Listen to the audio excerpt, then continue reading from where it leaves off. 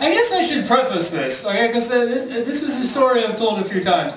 And every time I tell this story, it gets sad at the end. So I'm just going to go ahead and warn you guys right now. It will get sad at the end. But it's okay because we started sad with death. And so it's not going to get that bad. So it's going to be a little bit up from the Mariana Trench we began in. Okay, floating on the surface at the end of my set. Okay. I've always been a nerd, right? I was a nerd as a child, and I just thought, okay, I like cool things. Not everybody likes cool things. I do. I like cool things, right? Now, and at one point, I can't remember what it was, maybe I was 7, 8 or something, I realized that the things I like were not just cool, they're also, to some people, collector's items. They're worth money. I just thought they were neat. Right? Like comic books, for instance, those are worth some money. Like the first issue of Action Comics with Superman in it, and that issue of Iron Man where he comes out of the closet, those are expensive. These are massively expensive items, right? Some people collect them. So I just naturally thought as a child, every comic book is a college investment. Even the ones about bicycle safety, sure, why not? Yeah, the first and only issue of Sprocket Man has to be worth something, because I own all of them.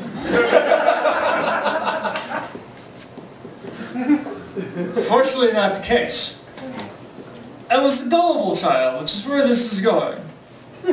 I thought everything had a value to someone in the world, I just had to find that right person.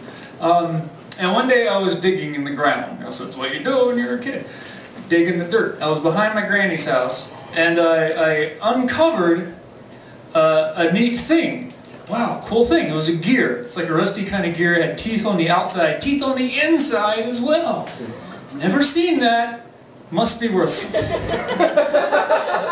Buried things equals treasure, right? That's how that works. So I thought, wow, I have found an artifact.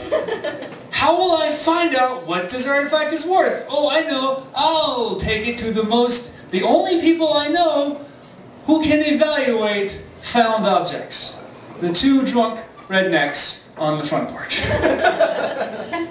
My dad and my uncle were just chilling out, having a good day, doing a little drinking on the front porch of my granny's house. And they see me approach, and I'm dirty, and I'm sweaty, and I'm holding a discarded lawnmower part. And I'm wanting them to tell me that I have discovered the lost treasure of Sierra Madre in the shrubbery behind my granny's house. And they just look to each other, and telepathically, as brothers can do, they say, hey, let's break this child.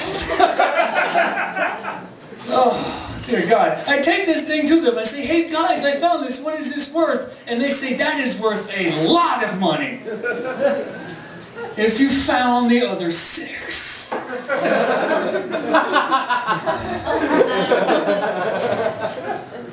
And I, being the gamer that I am, realize I have just been given a quest by an NPC.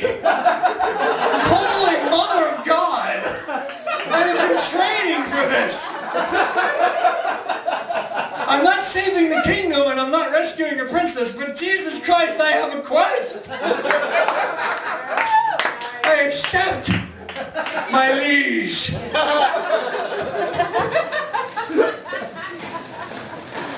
And my dad takes the gear from me and says, go and dig up the other ones. Which is another way of saying we don't need topsoil.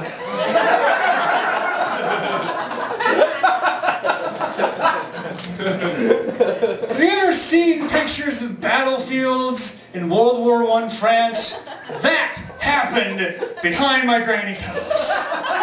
In fact, I'm not even quite sure there was a war. I think some guy told his kids, hey, a long time ago, I buried a jar of pennies in the backyard, and then Paris was gone. And they said, look, honey, we'll just tell the future we had a war. This is less embarrassing that way.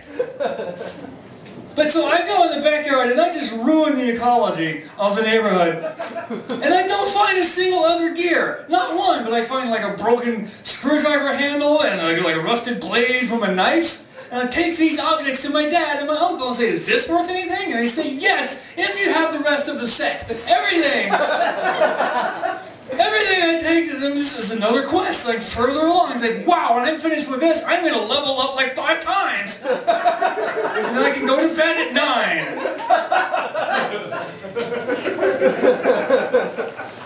But guess what? There are no other sets. You saw this coming, right? By twilight, I have piled up lots of things to do. Not a single one of them I can actually finish. Not a single one. And then you ever lost a video game? No, you can't lose a video game. It's either too hard and you quit, or you keep playing and you overcome. There's no guidebook for digging in a dirt yard. There's no cheat sheet, there's no walkthrough. I failed every quest given to me. High roll, burn to the ground. I suck at everything. A child's world is never more dim than when an adult tries to make light. That's the sad part, guys. I warned you. We got there. But we're okay, right? We're okay. To kind of bring this around, my fiance, when she watches television at all, it's usually one of 2 things. It's either Adventures of Ozzie and Harriet, which is kind of a cool show, actually, or Antique Roadshow. And we made up this game. It's like, what can we take to the Antique Roadshow just to, like, mess with those guys? What can we do? Because everybody's bringing chiffon-robes and chairs that, you know, were made by Napoleon and necklaces that were worn by queens. I just want to show up like one day and say, hey, what is this Papa Smurf glass worth? And then the guy, I know being my luck, would go, well, that is worth a shitload of money if you had the other 99.